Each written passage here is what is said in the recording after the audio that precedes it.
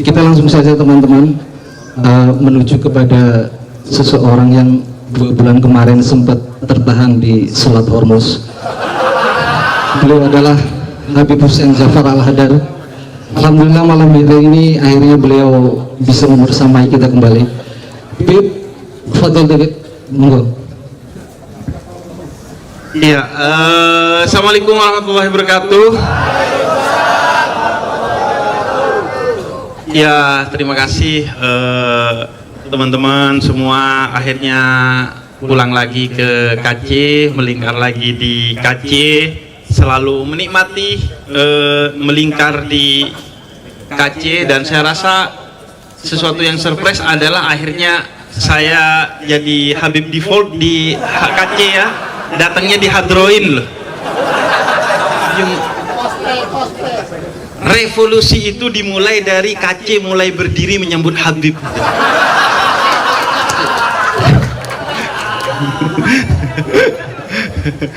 Sayangnya ada Konghucu ngerecokin.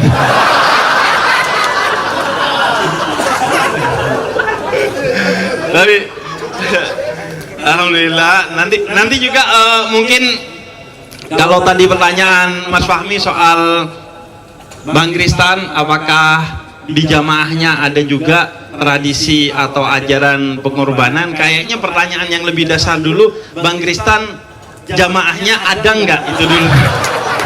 Itu dulu deh. Nah, Konghucu pertanyaan dasarnya jamaahnya ada nggak? Itu dulu lah.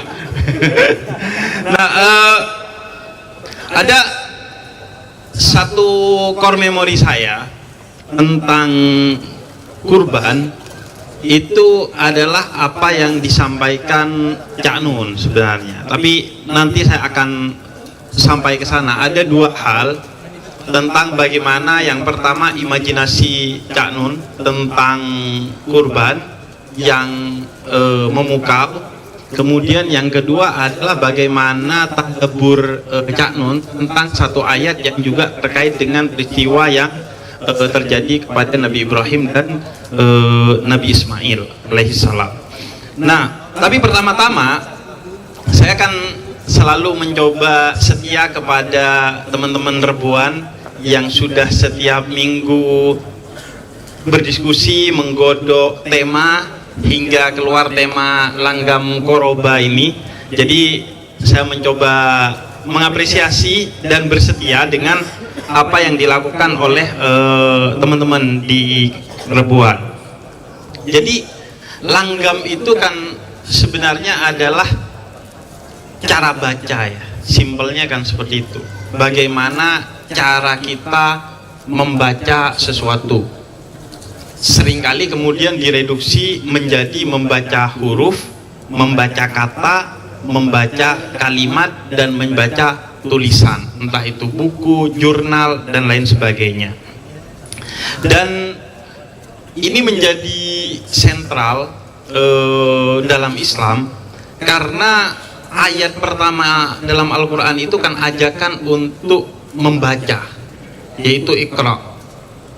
Sehingga membaca itu adalah hal yang paling dituntut dan dituntun dalam Islam, karena Islam itu diawali dengan ajakan untuk membaca itu sendiri. Karena wahyu pertama kepada Nabi Muhammad adalah ajakan untuk membaca itu sendiri. Dan sudah pasti membacanya itu tidak direduksi pada kalimat saja, karena dalam satu penafsiran, walaupun sebagian tentu tidak setuju dengan tafsiran sejarah ini, bahwa Nabi Muhammad itu disebut ummi lantaran tidak bisa membaca dan menulis. Sehingga sudah pasti perbedaan penafsiran tentang apakah ummi itu maksudnya Nabi Muhammad bisa membaca atau bisa menulis, atau tidak bisa membaca tidak menulis. Pesan utama dari perbedaan itu adalah bahwa jelas yang dimaksud ajakan membaca itu tidak boleh direduksi pada membaca kalimat itu sendiri. Sehingga Islam itu sebenarnya peradaban untuk membaca, walaupun seringkali negara-negara muslim itu adalah negara-negara dengan minat baca terendah di dunia. Ya, salah satunya Indonesia. dengan minat baca yang rendah. Bahkan survei-survei terbaru itu menyebutkan minat baca terendah di Indonesia itu terletak di Jawa. Justru betul, minat baca Solo, minat baca sendiri itu rendah di Indonesia.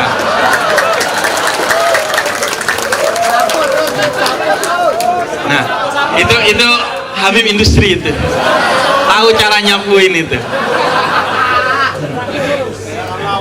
Jadi justru dari 10 kawasan atau daerah dengan minat baca yang baik itu tidak ada satupun wilayah itu yang berada di Jawa. Semuanya itu berada di luar Jawa. Dan baca di sini kita reduksi dulu menjadi membaca bacaan yang sifatnya buku, jurnal dan lain sebagainya, termasuk novel salah satunya. Jadi Islam itu kan adalah tentang bagaimana mendidik orang untuk membaca, sehingga kemudian mukjizat terbesar yang pernah diturunkan oleh Tuhan kepada umat manusia tentu dalam perspektif Islam itu adalah mukjizat bacaan yang kemudian disebut dengan Al-Quran. Al-Quran itu sendiri kan salah satu maknanya adalah bacaan. Karena itu mukjizat yang sebelumnya hadir itu kan mukjizat yang supranatural, mukjizat yang memukau secara empirik, bukan mukjizat yang sifatnya literasi. Tapi tiba-tiba justru rangkaian agama-agama samawi ini ditutup dengan mukjizat terbesar kepada manusia paling mulianya, yaitu dihadirkan bacaan. Dan perintah pertamanya baca ini, jangan biarkan ini hilang begitu saja. Karena itu kemudian ini mereformasi cara baca kita, bahwa membaca itu bukan hanya terhadap kata dan kalimat, tapi membaca itu terhadap realitas, atau bahkan membaca kepada hal-hal yang sifatnya supra realitas itu sendiri, hal-hal yang sifatnya supranatural, hal-hal yang sifatnya spiritualis, termasuk hal-hal yang sifatnya mikrokosmos, yaitu diri kita sendiri. Karena sanurihim ayatina fil afaq wa fi anfusihim, ayat Allah itu bukan hanya apa yang ada di tulisan, tapi ada yang di semesta dan ada pada diri kita masing-masing. Karena itu langgam itu, bagaimana cara kita membaca menjadi sangat penting. Sehingga kemudian turunan dari sini ada ilmu tersendiri yang muncul 2 abad setelah kehidupan Nabi tentang didikan bagaimana agar bacaan kita terhadap Al-Quran dan terhadap segala hal itu betul-betul metodologis, tidak semau kita. Karena bisa jadi membaca itu kan justru menyesatkan kita kalau kita tidak tahu metode membaca itu sendiri. Kalau langgam kita salah, maka pengetahuan yang kita dapat juga bisa salah. Sebagai contoh, berapa kali kita salah paham hingga bertengkar dengan istri kita karena salah baca WA dari istri kita? Iya kan? Terserah gitu. Iya kan? Nadanya istri dan nadanya kita kadang itu gak nyambung. Kita bacanya terserah, wih, kayak marah istri, padahal istri bilangnya terserah gitu. Atau sepakat gitu. Kadang di telinga perempuan sepakat itu seolah-olah candaan gitu, padahal kita betul-betul sepakat loh. Iya kan? Kemarin ada perdebatan soal sepakat gitu. Katanya kalau cewek ngomong itu jangan sepakat-sepakat aja, itu ada bias patriarki. Seolah-olah cewek itu gak boleh ngomong dan gak berhak, tidak pantas untuk didengarkan. Itu ada yang kemudian mengoreksi. Dan kemudian video itu dikomen oleh 10.000 lebih orang, seragam bilang sepakat. Sepakat. Iya kan? Kita kan, karena itu saya tuh seringkali kemudian ketika WhatsAppan sekarang itu lebih didominasi oleh audio ketimbang catatan, ketimbang ketikan. Iya, voice note aja gitu. Agar kemudian kita bisa memahami nadanya, karena langgam itu menjadi sangat penting untuk melihat realitas. Salah membaca sesuatu, maka salah juga pengetahuan yang kita dapatkan. Misalnya hal lain sebagai contoh, betapa pentingnya langgam itu sendiri. Boleh nggak saya menikah dengan orang Konghucu? Kemasukan nyamuk. Boleh lah, kata Bang Kristan. Iya kan? Misalnya ada orang nanya, boleh nggak saya menikah dengan orang Konghucu? Kemudian secara tulisan adalah nggak harus Islam. Nggak harus Islam. Langgam yang berbeda akan memberikan makna yang berbeda. Misalnya nggak kemudian wakof dulu. Di tajwid itu kan ada wakof, ada mim. Anda kalau di Quran tuh ada mim, ada lam. Itu artinya berhenti. Misalnya nggak harus Islam, berarti nggak boleh menikah dengan Konghucu. Tapi kalau nggak harus Islam, berarti boleh menikah dengan orang Konghucu. Karena itu nggak harus Islam. Iya kan? Kalau kita punya tandanya itu adalah koma. Kalau di tajwid itu ada yang namanya wakof. Wakof itu nanti ada banyak sifatnya dan ada banyak jenisnya. Minimal sifatnya itu ada 4, jenisnya itu minimal ada 13. Apakah berhenti boleh tapi tidak boleh bernafas, atau memang wajib berhenti, atau gak boleh berhenti, dan itu rentetannya menjadi serius tuh ke belakang. Bahkan sholat kita, bacaan Al-Quran kita bisa justru celaka, bisa justru batal, bisa justru berdosa kalau langgam kita salah dalam membaca Al-Quran. Salah satunya misalnya kalau di ulama itu kan seberantakan-berantakannya sholat kita, minimal di 3 titik ini kata para ulama jangan berantakan tuh. Pertama adalah saat takbir. Kan mudah ya, karena takbir itu pertama. Jadi ketika takbir usahakan, kan belum terdistraksi tuh kalau takbir. Kan terdistraksinya tuh kalau udah baca surat dan lain sebagainya. Di awal ini kan peluang terdistraksi minim sekali. Karena itu kalau bisa takbir itu fokus. Ketika takbir itu betul-betul menghadirkan Allah dalam hati kita, menghadirkan jiwa dalam diri kita, sehingga karena orang NU gak yakin bahwa mudah untuk menghadirkan hati kita dalam takbir kita, makanya orang NU nambahin usolli. Orang Muhammadiyah gak pakai usolli, karena orang Muhammadiyah agak pede bahwa saya bisa menghadirkan Tuhan tanpa usolli gitu. Nah, orang NU karena tradisional, orang-orang pedesaan, sehingga kemudian dididik lebih tegas lagi dengan pakai usolli. Usolli itu gak dilakukan oleh Kanjeng Nabi.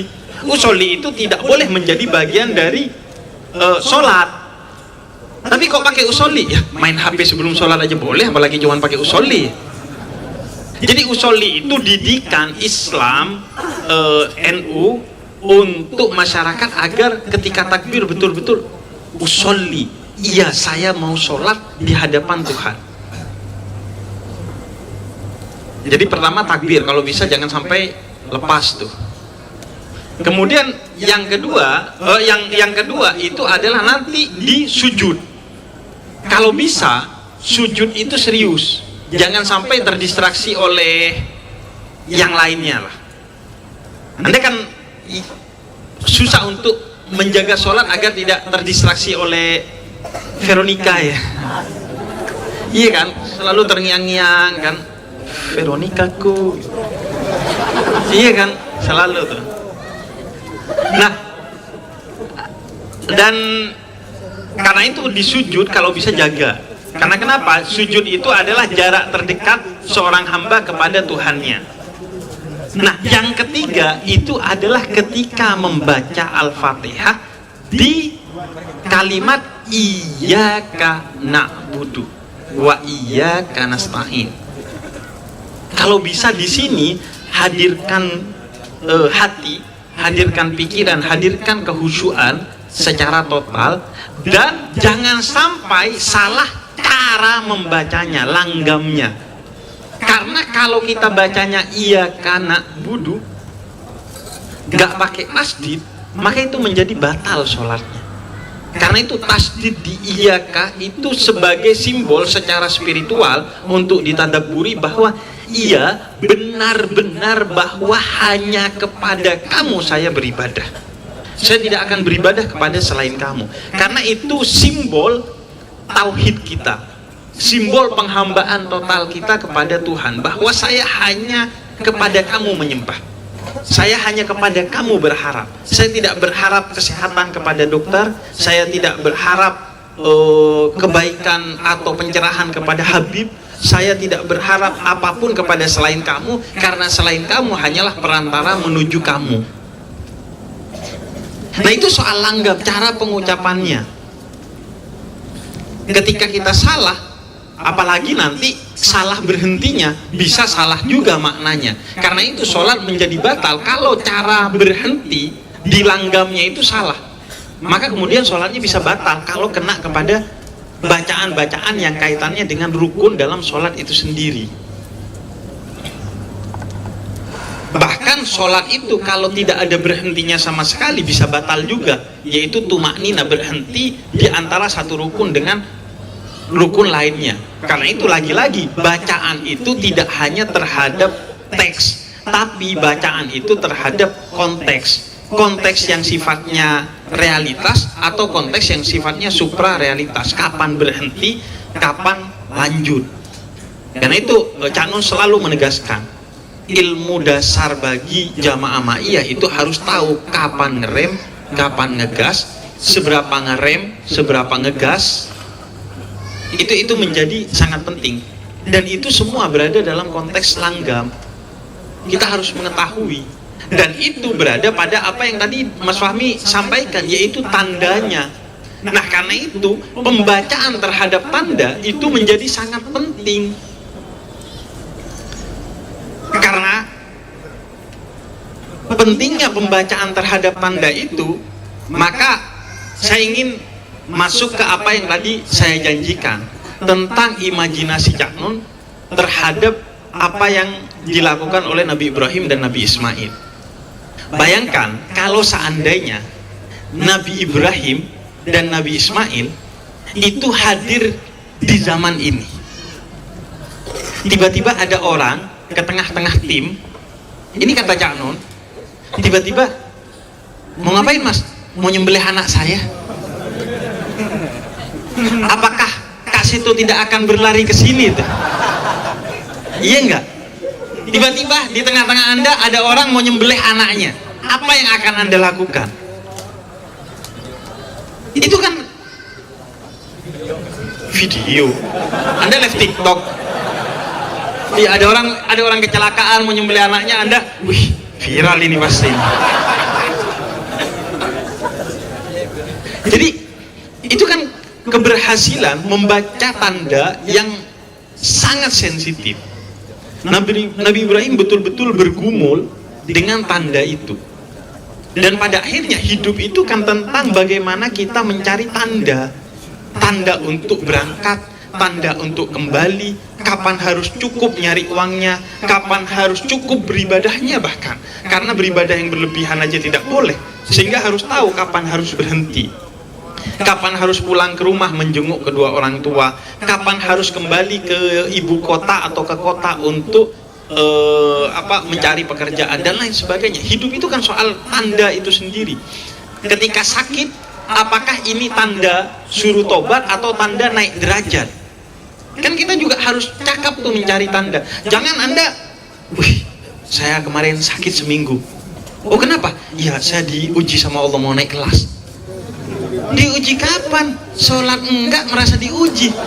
Itu bukan musibah, itu azab. Anda jangan pede menganggap itu, oh saya dapat musibah kemarin diuji oleh Allah. Enggak ada ujian, Anda belum belajar udah mau ujian aja. Itu mah azab. Artinya apa? Diingatkan, suruh balik lagi kepada Allah. Bukan suruh lanjut, tapi suruh kembali. berisik.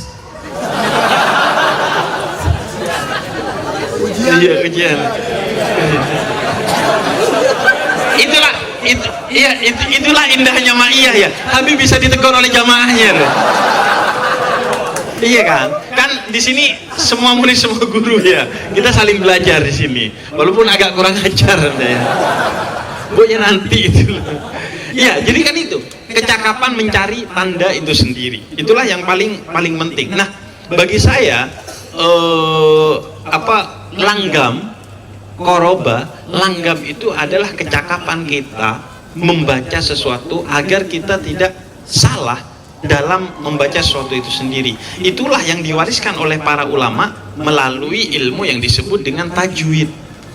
Kapan berhenti, kapan lanjut baca, bagaimana berhenti, bagaimana lanjut baca, bagaimana cara berhenti, bagaimana cara membacanya. Semuanya itu diatur sedemikian rupa, bukan hanya untuk membaca Al-Quran, tapi utamanya juga untuk membaca ayat-ayat lain yang ada fil afaq, di alam semesta, wa fi anfusihim, dan di dalam diri kita. Kapan harus menambang, kapan harus berhenti menambang. Iya kan? Itu realitas terhadap alam. Apakah kalau kita menemukan emas kita biarkan saja tidak ditambang? Oke, ditambang untuk penghidupan kita. Kapan harus berhenti bahwa itu kita sudah cukup untuk kehidupan kita? Kalau lebih, ini adalah bentuk keserakahan. Kapan kita harus berhenti ngopi?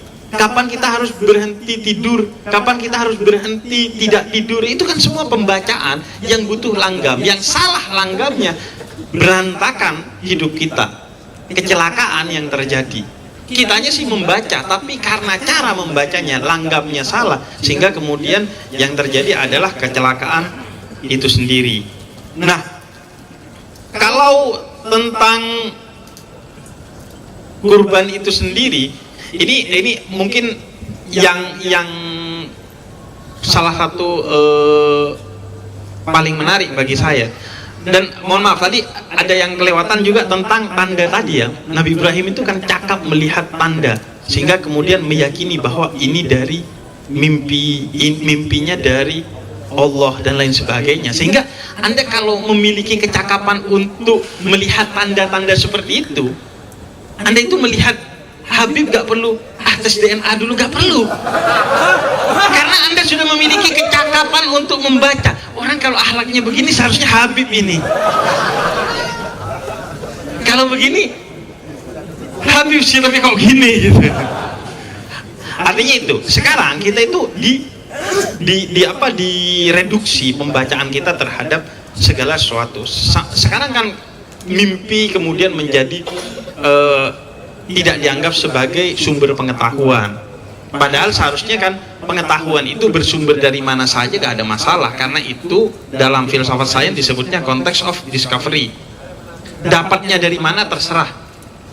Ya, misalnya Abdus Salam, salah satu jamaah Ahmadiyah yang kemudian mendapatkan Nobel Fisika, itu kan mendapatkan teorinya, dia terinspirasi dari pembacaannya terhadap Al-Quran, tadabbur dia terhadap Al-Quran. Nggak ada masalah, mau dapat dari manapun terserah, konteks of discovery. Yang penting konteks of justifikasinya. Yang penting ketika kita melahirkan teori itu, secara justifikasi bisa dipertanggungjawabkan sesuai dengan metode-metode ilmiah fisika, kimia, biologi, dan apapun ilmu yang kita pertaruhkan teori itu.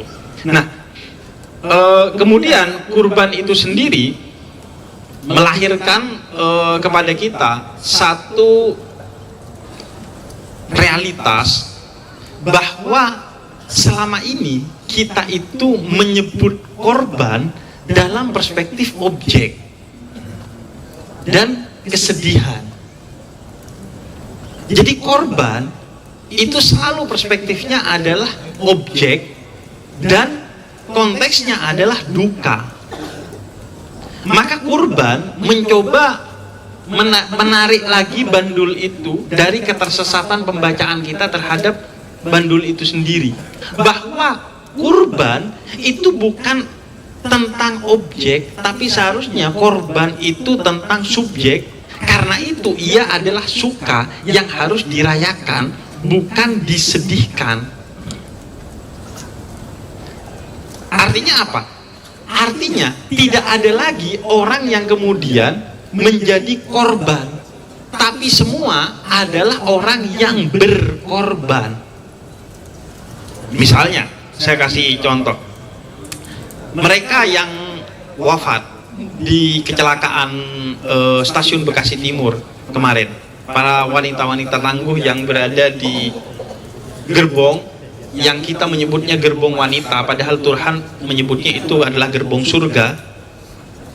Mereka itu korban atau orang yang berkorban atau kurban. Itu kan hasil pembacaan kita.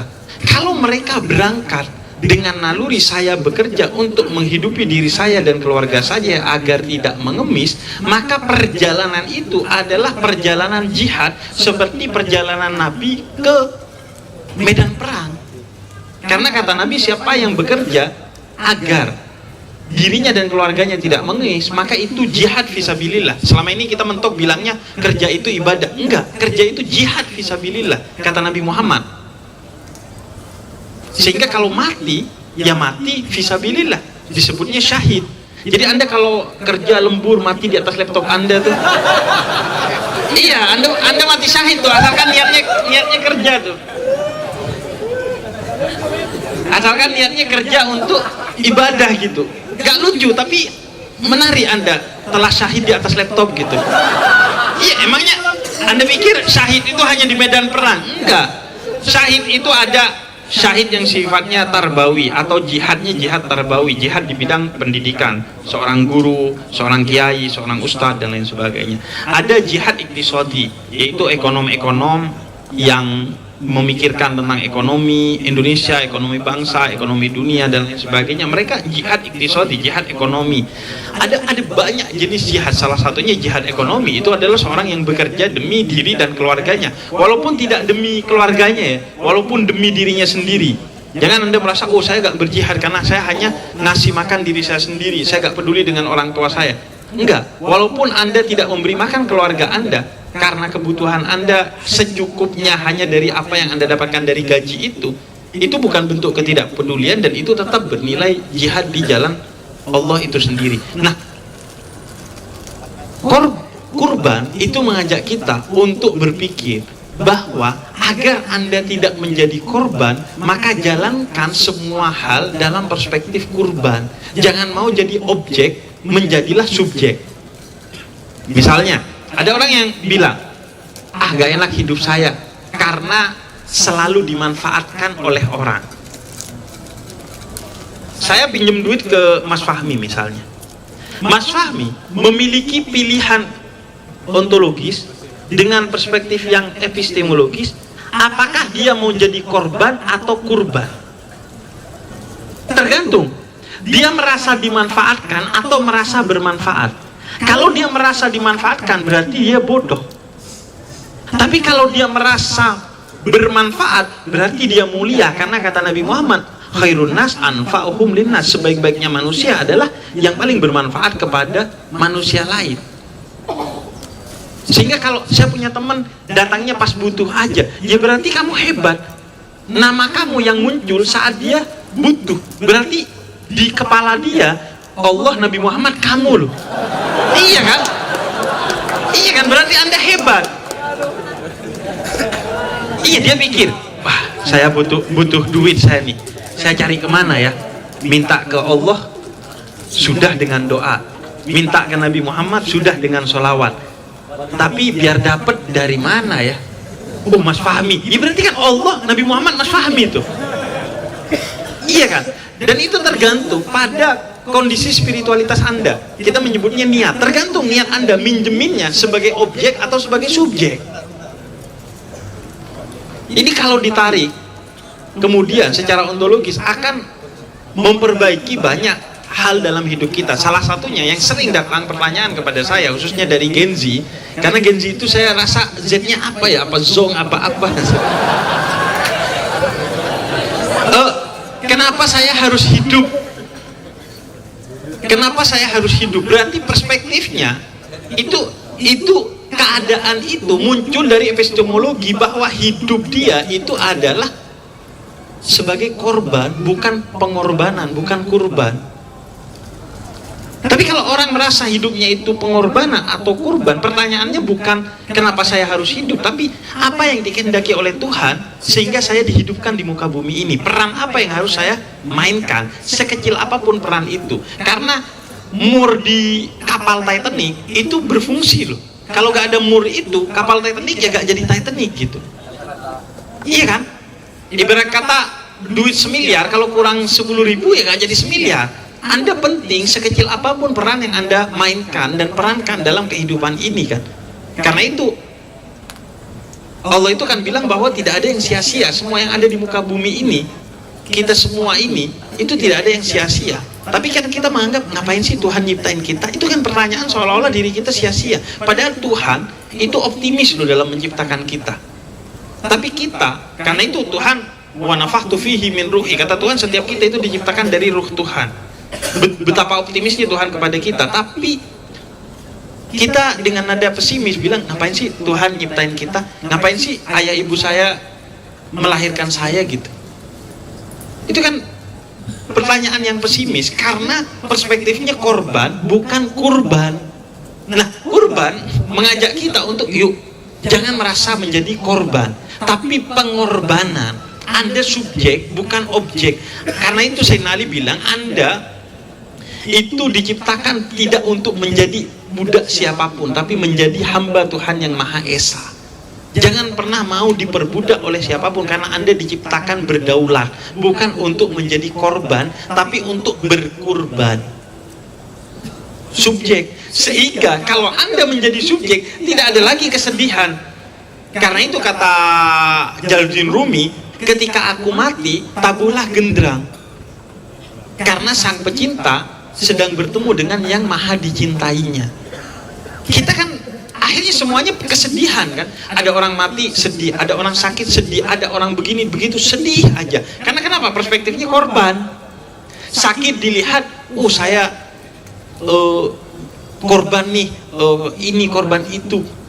Padahal bisa jadi sakit itu cara Tuhan mengangkat derajat saya, cara Tuhan mengevaluasi saya, cara Tuhan mengajak saya introspeksi diri. Karena itu kalau orang Madura, itu dia. Orang Madura, Anda masuk ke rumah sakit orang Madura, itu pasti penuh dengan kegembiraan.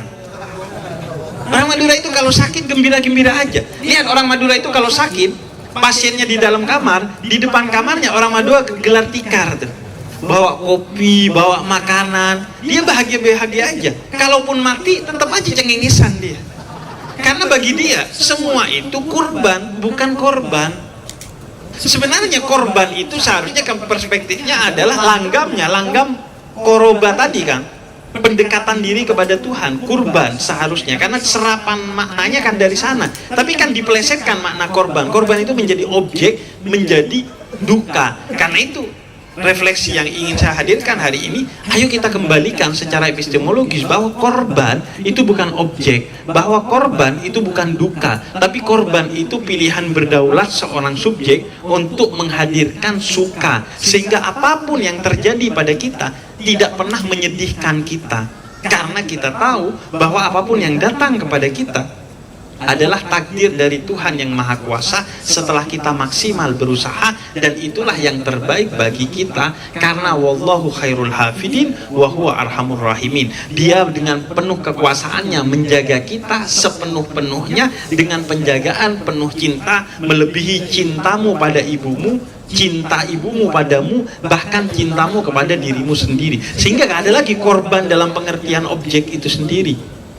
Itulah kemudian yang terjadi di kurbannya Nabi Ibrahim.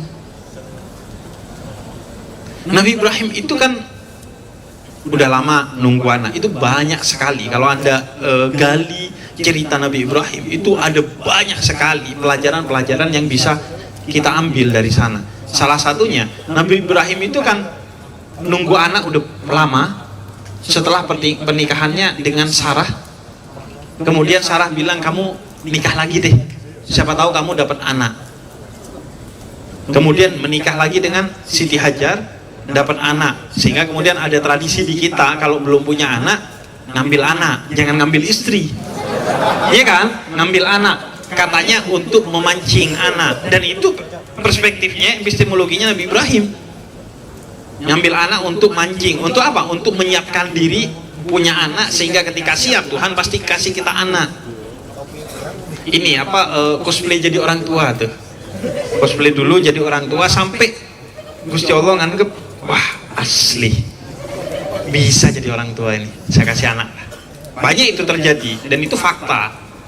Bahkan kalau secara spiritual, walaupun agak klise ya, ngomongin tentang anak dari orang yang 7 tahun belum punya anak ya, tapi nggak apa-apa ya, ngomongin tentang kematian belum pernah mati loh, nggak apa-apa.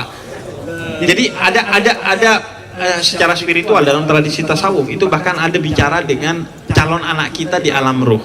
Jadi kemudian secara psikologis itu disebut sebagai kayak sugesti gitu, berbicara dengan anak kita. Dan itu ada di surat Ali Imran tentang bagaimana kita bicara dengan janin di dalam tubuh perempuan ketika sudah ada anak walaupun 1 bulan. Itu salah satu hak dia adalah mendapatkan kata-kata yang baik dari orang tuanya. Yang kalau tidak melakukan itu maka orang tua disebut sebagai orang tua durhaka.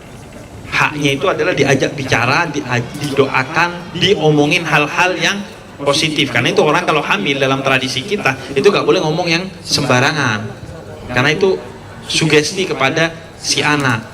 Kemudian dibaratkan didengerin Beethoven, iya kan, Mozart dan lain sebagainya, kita didengerin Al-Quran gitu ya. Kalau hamil ibunya joget-joget TikTok, iya, Veronica, iya, anaknya dikasih MBG gak bantu sih, gak kebantu. Anaknya dikasih MBG tetap karena otaknya gak bergizi sudah dari dalam. Jadi karena itu kurban itu kemudian mengajarkan kepada kita untuk kemudian tidak pernah merasa memiliki sesuatu, apalagi kepemilikan itu membuat kita meletakkan sesuatu yang kita miliki melebihi Allah dan Rasulnya.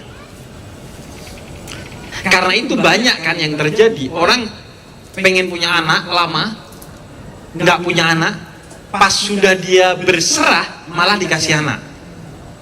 Lama nggak punya anak, 12 tahun, ya sudahlah, terserah Allah, malah dikasih anak. Karena kenapa? Di sanalah ikhlas. Di sanalah hilangnya rasa kepemilikan terhadap anak itu sendiri. Begitu kita tidak lagi memiliki rasa memiliki kepada anak itu, maka Tuhan berikan agar anak itu tidak merasa kita miliki. Karena kepemilikan terhadap anak itu berbahaya. Anda merasa memiliki anak Anda itu kan berbahaya. Berapa banyak itu anak-anak yang tidak tumbuh dengan baik dengan kesalahan parenting karena perspektif orang tuanya anaknya milik dia. Sehingga kemudian seringkali anak jadi investasi. Anda merasa ngasih makan anak Anda itu investasi, nanti balikin loh kepada saya, Anda kerja loh, Anda asuh loh saya ketika tua. Enggak, padahal enggak, itu bukan kewajiban yang mendasar. Atau yang kedua sebagai ekspektasi, bapaknya pengen jadi PNS, gagal, anaknya dipaksa jadi PNS. Bapaknya pengen masuk UI, gagal, anaknya dipaksa masuk UI gitu. Sehingga kemudian anak itu menjadi milik dia. Maka kurban itu mengajarkan bahwa anakmu bukan milikmu, dia milik Tuhanmu, sebagai amanat kepadamu yang tidak bisa kau perlakukan seenaknya, tapi sesuai dengan Tuhanmu. Karena itu treatment dia sesuai dengan Tuhanmu, bukan treatment yang tidak berdasar parentingnya. Seharusnya parenting ketuhanan yang diajarkan oleh Tuhan kepada kita untuk mengasuh anak kita. Makanya Nabi Ibrahim kemudian setelah lama tidak memiliki anak baru dikasih anak. Begitu dikasih anak diuji lagi. Karena kenapa? Karena begitu dapat anak bisa jadi kita tidak konsisten dengan janji kita. Muncul rasa kepemilikan terhadap anak itu sendiri, sehingga kemudian memiliki cinta kepada anak hingga melebihi cinta kita kepada Tuhan kita, bahkan kepada Nabi kita juga. Maka kemudian kata Allah, sembelih wahai Ibrahim anak itu. Jangan kamu memiliki rasa memiliki, apalagi mencintai anak itu melebihi aku dan Rasulku. Sembelih anak itu. Inilah kemudian sebagaimana yang saya janjikan di awal, apa yang disampaikan dari tadaburnya Cak Nun terhadap ayat la tarfa'u aswatakum fawqa sautin nabi. Ayat itu berbunyi, jangan tinggikan suara kamu melebihi suara Nabi Muhammad. Kemudian tadabur Cak Nun mengatakan ini bukan hanya tentang suara yang sifatnya fisik, tapi suara yang sifatnya lebih tinggi dari apapun. Artinya, jangan kamu menempatkan segala sesuatu melebihi Nabi, apalagi Allah. Kamu boleh ngefans Cristiano Ronaldo, ngefans Messi, tapi harus lebih ngefans kepada Nabi Muhammad. Kamu boleh tahu tanggal lahirnya Drogba, tapi jangan sampai Anda lupa tanggal lahirnya Nabi Muhammad. Anda boleh ke Jepang, Anda ke Korea Utara, terserahlah. Tapi jangan sampai Anda tidak pernah ke Mekah, ke Madinah. Anda sudah nabung dan sudah sampai ke Jepang, Anda gak pernah ke Mekah, ke Madinah. Itu berarti Anda kan meletakkan Mekah dan Madinah di bawahnya Jepang. Gusti Allah tersinggung. Iya gak? Gusti Allah tersinggung. Anda ini gak umroh malah ke Jepang. Anda gak umroh malah ke Eropa, ke Amerika, pasti Gusti Allah tersinggung gitu. Kok bisa loh Anda gak datang ke rumah saya malah ke rumahnya Cristiano Ronaldo? Apalagi kalau Anda sudah sampai ke Arab Saudi, gak ke Mekah, ke Madinah, malah nonton Al-Nasr. Gak umroh, tapi Anda pergi ke rumahnya Ronaldo, gak pergi ke rumahnya Allah. Tolol itu. Dan karena memang ada tuh, saya pernah ketemu satu orang itu pernah ke Arab Saudi, gak ke Mekah, ke Madinah, tapi nonton Al-Nasr. Kata saya, astagfirullah, kamu gak umroh gitu, kata saya. Kamu cuma nonton Ronaldo ke sana. Iya, Bib. Otak kamu di mana, kata saya. Terus kata dia, saya Kristen. Sumpah, ternyata orang ini Kristen. Itu di salah satu podcast, tapi bukan sedang podcast, itu sebelum podcast saya ngobrol. Ternyata orang itu Kristen. Jadi dia pernah nonton Al-Nasr tapi gak pernah ke Mekah, ke Madinah. Jadi kemudian itu ngajak kepada kita kurban bahwa la tarfa'u aswatakum fawqa sautin nabi. Anda silahkan ngefans kepada sesuatu, tapi jangan sampai kengefanan Anda kepada sesuatu melebihi kengefanan Anda kepada Kanjeng Nabi dan Gusti Allah. Mereka harus berada di atasnya. Dan pada akhirnya maka kepemilikan itu tidak hanya anak. Memang ujian terbesar itu adalah anak. Nabi Nuh diuji dengan anaknya. Kemudian Nabi Ibrahim diuji dengan anaknya. Sebagian nabi itu diuji dengan relasi anak dan orang tua. Nabi Yusuf, Nabi Yakub, dan lain sebagainya. Maka orang yang diuji belum punya anak, anaknya nakal, anaknya disabilitas, anaknya memiliki masalah mental dan lain sebagainya, maka itu ujian para nabi dan para rasul. Berbanggalah Anda mendapatkan ujian itu, karena dunia ini memang tidak pernah ideal, bahkan kepada manusia yang paling ideal sekalipun, yaitu Nabi Muhammad. Dunia ini penjaranya Nabi Adam. Kalau Anda berharap happy-happy di penjara, Anda jadi koruptor. Gak ada orang senang di penjara kecuali Anda koruptor tuh. Anda kalau koruptor baru penjaranya bisa dibangun. Kalau bukan koruptor, ini penjaranya Nabi Adam. Jadi Anda berharap terlalu bahagia hidup itu sejak awal sudah aneh. Kata Nabi Adam, Anda gimana sih, itu penjara saya, Anda berharap bahagia, aneh Anda gitu.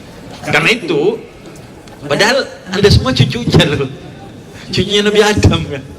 Nah, karena itu maka kemudian kepemilikan itu bukan hanya anak, walaupun anak salah satu yang terbesar karena ujiannya para nabi dan para rasul, tapi kepemilikan itu semua. Karena itu pertanyaannya Ali Syariati, pertanyaan yang memukau bagi saya, pertanyaan yang sangat mentadaburi makna dari kurban itu sendiri. Kata Syariati, salah seorang filosof dari Persia, siapa Ismail kamu? Maka setiap kita harus mencari tanda. Dengan langgam kita membaca untuk mengetahui tanda siapa Ismailmu.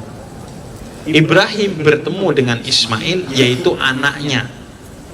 Ismail adalah segala sesuatu yang sangat kamu cintai, yang bisa berpotensi membuat kecintaanmu kepada dia buta hingga kamu lupa cinta kepada Allah dan Rasulnya, bahkan lalai terhadap Allah dan Rasulnya. Maka setiap orang pasti memiliki Ismail, sehingga dengan langgam yang baik, bacalah diri kita, carilah tandanya di mana Ismail kita. Ismail itu bisa jabatan, Ismail itu bisa DNA. Oh, saya Habib, saya keturunan Nabi Muhammad. Bisa jadi itu Ismail. Bisa jadi kan? Perasaan saya Habib melebihi perasaan saya hambanya Allah dan saya umatnya Nabi Muhammad. Ismail itu bisa jabatan, bisa harta, bisa istri, bisa suami, bisa anak, bisa orang tua, bisa segala pun. Apapun bisa menjadi Ismail bagi kita. Intinya Ismail adalah segala sesuatu yang bisa melupakan kita kepada Allah. Kalau Anda lupa sholat karena main Free Fire, berarti Free Fire itu Ismail Anda tuh. Iya kan? Kalau Anda lupa umroh, lupa haji karena pengen ke Jepang, berarti Jepang itu Ismail kita. Kalau Anda lupa ini, lupa itu karena sesuatu tertentu, maka sesuatu tertentu itu adalah Ismail kita. Maka apa yang harus dilakukan? Sembelih. Jangan biarkan dia menguasai kita, tapi kuasai dia. Jangan mau jadi korban, jadilah kurban. Sembelih ia, jangan sampai ia yang mengendalikan kita, tapi kita yang mengendalikan dia, sehingga itu amanah dari Allah betul-betul akan membuat kita bersyukur, karena betul-betul membahagiakan kita dan mendekatkan kita koroba kepada Allah dan Rasulnya. Jangan sampai sejak punya anak justru semakin jauh dari Allah dan Rasulnya, sejak menikah semakin jauh dari Allah dan Rasulnya, sejak gak di pesantren semakin jauh dari Allah dan Rasulnya, sejak ini sejak itu semakin jauh dari Allah dan Rasulnya. Berarti kita korban, bukan kurban, bukan semakin dekat, malah semakin jauh. Karena itu tugas kita malam hari ini adalah merefleksikan apa Ismail kita untuk segera kita sembelih. Dan Ismail kita bisa jadi adalah hewan kurban yang kita kurbankan karena merasa bangga dengan sapinya, merasa besar. Wah, sapinya besar, saya hebat kan, di videoin sapi saya besar nih. Iya kan, dijadikan vlog gitu. Wah, sapi saya besar nih, kambing saya besar. Padahal itu ya gak usah bawa-bawa agama, udah kelihatan tololnya. Anda kalau ngerti dunia sapi, ngerti dunia kambing, semakin besar, semakin tua sapi dan kambing itu semakin gak enak dagingnya. Makanya kambing dan sapi itu semakin besar, semakin tua, semakin murah. Karena memang secara rasional aja itu udah gak rasional. Gede-gedean sapi itu udah aneh. Kan itu kalau menurut saya itu orang-orang itu ketika mau flexing hewan kurbannya itu bukan besarnya, semakin kecil harusnya. Wah, lihat nih sapi saya kecil nih. Seharusnya begitu. Iya, karena semakin kecil semakin mahal, semakin enak gitu. Seharusnya. Jadi itu dari dasar aja udah salah itu. Sombongnya apa, kurang kreatif sombongnya itu. Itu mungkin dari saya sebagai pengantar, semoga bermanfaat teman-teman. Wassalamualaikum warahmatullahi wabarakatuh.